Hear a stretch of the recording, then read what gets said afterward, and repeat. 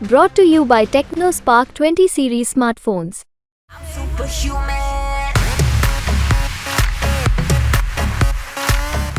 आप देखिए क्या हालत है, क्यों मारपीट हो रही। देखिए पुलिस क्या कर रही है। पुलिस कहाँ की तस्वीरें ये संभल की है और यहाँ मैनपुरी का हमारे पास खबर आ रही है कि जहाँ समाजवादी पार्टी कार्यकर्ता नेता हैं उन्हें बंद कर रहा है प्रशासन। उम्मीद करता हूँ कि आप सच बोलेंगे गुंडा कौन है।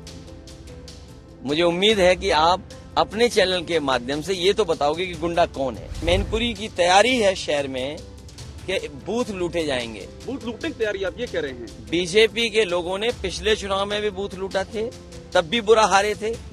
ये फिर बूथ लूटने की तैयारी कर रहे हैं। पुलिस का व्यवहार है और प्रशासन का व्यवहार है वो ठीक नहीं है। ये फेस भारतीय जनता पार्टी को सफाया कर देगा। आप देखिए क्या हालत है, क्यों मारपीट हो रही। देखिए पुलिस क्या कर रही है। पुलिस कहाँ की तस्वीरें ये संभल की है और यहाँ मैनपुरी का हमारे पास खबर आ रही है कि जहाँ समाजवादी पार्टी कार्यकर्ता नेता हैं उन्हें बंद कर रहा है प्रशासन। जो मंत्री हैं, उनके जो सहयोगी लोग हैं, परिवार के लोग हैं, वो खुलेआम घूम रहे हैं। अगर ये होगा तो लोकतंत्र सुरक्षित होगा। इसलिए मैं आपके माध्यम से अपील करना चाहता हूँ कि लोकतंत्र को बचाने के लिए बाहर आए, वोट डालें, हिम्मत और बहादुरी के साथ मुकाबला करें और वोट डालें। कितनी जगहों से मारपीट खबरें आ रही हैं? मारपीट क्या बता रहे हैं? कितनी जगहों से? अगर हम कुल मिलाएंगे तो सबसे ज्यादा किसनी में। अभी जो सूचना मिली है, चेयरमैन हमारा करहेल का है, उसको बैठा लिया। किसनी में भारतीय जनता पार्टी के जो प्रत्याशी हैं उनके परिवार के लोग कह रहे हैं कि बेटा घूम रहा है, कोई कह रहा है कोई घूम रहा है। मैंने एसएसपी से बात की है तो एसएसपी कह रहे कि रोक देंगे। और जो वहां का किसनी का कोतवाल है वो हमारे किसी बीजेपी के नेता का रिश्तेदार है। तो आप सोचिए, अगर लोकतंत्र को सुरक्षित रखने के लिए ये करेंगे तो जनता क्या करे। आपने चुनाव आयोग से शिकायत की अखिलेश जी इस बात की? जो मामला जो आप मैं आपके माध्यम से और हर स्तर पर शिकायत हो रही है। मुझे उम्मीद है कि इलेक्शन कमीशन ऐसे लोगों पे कार्रवाई करेगा। जो ऑब्जर्वर हैं वो कार्रवाई करेंगे। लोकतंत्र तभी तो सुरक्षित रहेगा जब वोट डालने का अधिकार और वोट डालने का मौका मिले।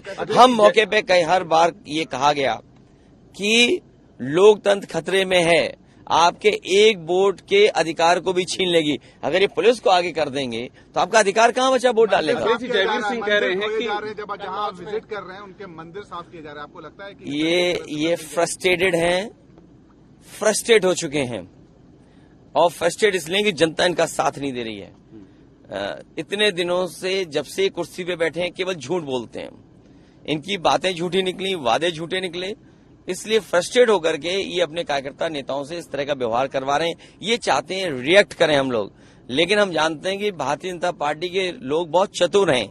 चतुराई से जो बुनियादी सवाल है महंगाई का, बेरोजगारी का और जिस तरीके से अन्याय उत्तर प्रदेश में हो रहा है उससे हट जाए हम लोग। लेकिन आरक्षण, संविधान, बाबा साहब भीमराव अम्बेडकर जी के सिद्धांतों से हम समाजवादी लोग हटने वाले नहीं हैं। वो कितनी भी चतुराई दिखाएं, अंतर्गतवा हम लोग संविधान की लड़ाई लड़ेंगे। अखिलेश जी, जयवीर सिंह ने हमसे बात की, उन्होंने कहा कि मैं सिर्फ अखिलेश यादव, शिवपाल यादव के विधानसभा क्षेत्र में घूम रहा हूं, किसी माई के लाल में हिम्मत नहीं जो गुंडई कर ले, मैं सब गुंडई को रोक दूंगा। और ये लोग इस तरह से मतदान करवाते हैं गुंडई करके, ये आरोप लगा रहे हैं वो। मैं इसमें क्या कहूंगा। अरे कोई व्यक्ति खुद ही गुंडे की भाषा इस्तेमाल करता हो, जो भी सुना होगा आपके माध्यम से, और आपसे मैं उम्मीद करता हूं कि आप सच बोलेंगे गुंडा कौन है। मुझे उम्मीद है कि आप अपने चैनल के माध्यम से ये तो बताओगे कि गुंडा कौन है। सरकार में रहकर के जो लोग गुंडे कर रहे हैं वो असली गुंडे हैं क्या? विपक्ष के लोग जो केवल अपने अधिकार को, वोट डालने के अधिकार को पूरा डालना चाहते हैं वोट।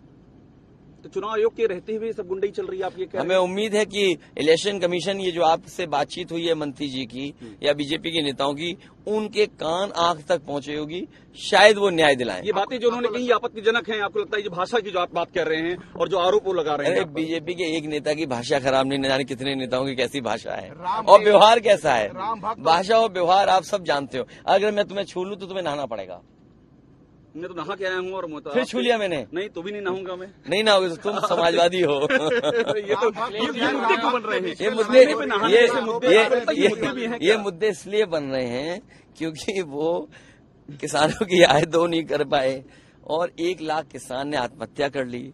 काले कानून लाए थे, 1000 किसान शहीद हो गया। यहाँ पे थार चढ़ाई, इतनी परीक्षाएं के पेपर लीक हो गए, उनका जवाब नहीं है ना। नौजवान खड़ा हुआ वोट डाला है सरकार के खिलाफ। आप बताइए, इस सरकार ने तीसरे फेज का चुनाव हो चुका है, क्या पेपर लीक के बारे में कुछ कहा है या नौजवानों को नौकरी रोजगार देने की बात कही? तो इसलिए जानबूझकर वो ध्यान हटाना चाहते हैं। ये देखिए, राहुल गांधी के साथ संभल में सूचनाएं मिल रही हैं कि जो समाजवादी पार्टी के बूथ जो अच्छे हैं वहां पर पुलिस तांडव कर रही है, अन्याय कर रही है, प्रशासन अन्याय करा रहा है। इसी तरह किसनी से शिकायतें आ रही हैं, आपके करहल से शिकायतें आ रही थी, और मैनपुरी की तैयारी है शहर में कि बूथ लूटे जाएंगे। बूथ लूटने की तैयारी आप ये कह रहे हैं? बीजेपी के लोगों ने पिछले चुनाव में भी बूथ लूटा थे, तब भी बुरा हारे थे। ये फिर बूथ लूटने की तैयारी कर रहे हैं। और मैं आपसे कह रहा हूं, आप भी अपना 4-5 बजे के बाद मैनपुरी पहुंच जाना। बीजेपी के लोग बूथ लूटने की तैयारी कर रहे हैं। इन्फॉर्मेशन है इस बात की? मतलब आपके पास वो पिछली बार भी उनका व्यवहार ऐसा था। सोचिए, पिछली बार भी जिनका व्यवहार ऐसा ही हो, वो इस बार भी वही व्यवहार करेंगे। आप अखिलेश रोड जी, शो कर रहे हैं एक बार राहुल मुझे गांधी के बता दीजिए। साथ। आप बताइए, चेयरमैन जितने बैठाए जा रहे हैं थाने में, विपक्ष के लोग बैठाए जा रहे हैं, सत्ता के पक्ष के लोग क्यों नहीं बैठाए जा रहे हैं? तो क्या मैनपुरी हरवाने के लिए किया जा रहा है? आपको क्या लग रहा है? ये जो पूरा चीजें आप बता रहे हैं, आपने कई सारे उदाहरण गिनवा दिए। मैंने तुम्हें छू लिया, तुम जाओ नहाओ जाके। नहीं, मैं क्यों ना आऊंगा? रोड शो कर रहे हैं, नहीं, रोड शो नहीं कर रहे हैं हम लोग, एक कार्यक्रम कर रहे हैं। अच्छा, अखिलेश जी, रेवन्ना पे कह रहे हैं कि वापस लाके उनको कड़ी से कड़ी सजा रेवन्ना को दी जाएगी। मैं कह रहा हूं कि उन बुनियादी मुद्दों से मत हटिए।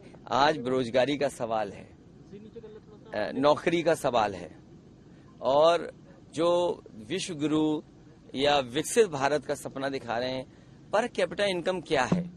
किसान का गेहूं खरीदा क्यों नहीं जा रहा सरकार की तरफ से? मुनाफा किसको पहुंचाना चाहते हैं? ये सवाल है। हम और आप ध्यान न हटाएं। ध्यान हटाने के लिए उन पर समय समय पे बहुत सारे अभिनव हैं उनके पास, जो इस्तेमाल करते रहते हैं। अयोध्या में बात हुई है, अयोध्या में जो पीएम ने रोड शो किया है अखिलेश जी, ये धरती माँ है, धरती माँ है। आसमान क्या है मुझे नहीं पता।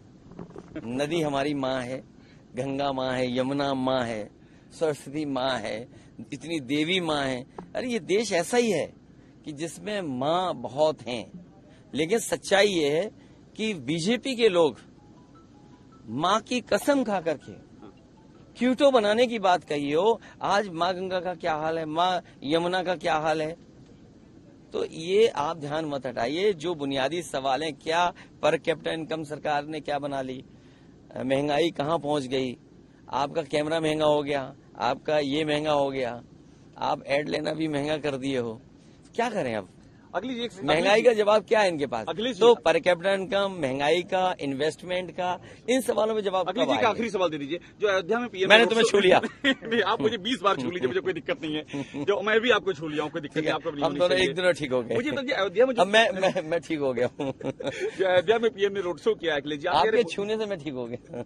जो अयोध्या में पीएम ने रोड शो किया अखिलेश जी, ये जो भावनाएं हैं, इनको क्या लगता है इससे इलेक्शन का रुख मोड़ने की कोशिश हो रही है क्या? देखिए, बीजेपी बुनियादी बातें लगातार बीजेपी हारने जा रही है। इस देश की जनता बीजेपी को हराना चाहती है। उनकी हर बात झूठी निकली, हर वादा झूठा निकला, और जो आंकड़े उन्होंने दिए हैं वो सब गलत हैं। आप बताइए, उद्योगपतियों के, बड़े लोगों का इन्होंने कर्ज माफ कर दिया। हमारे किसानों का लाखों कर्ज है, वो क्यों नहीं माफ किया? मजदूर की आय के बढ़ाने के लिए क्या इंतजाम किया?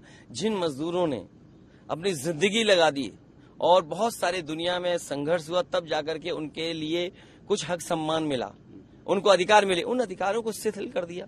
ये किसने किया?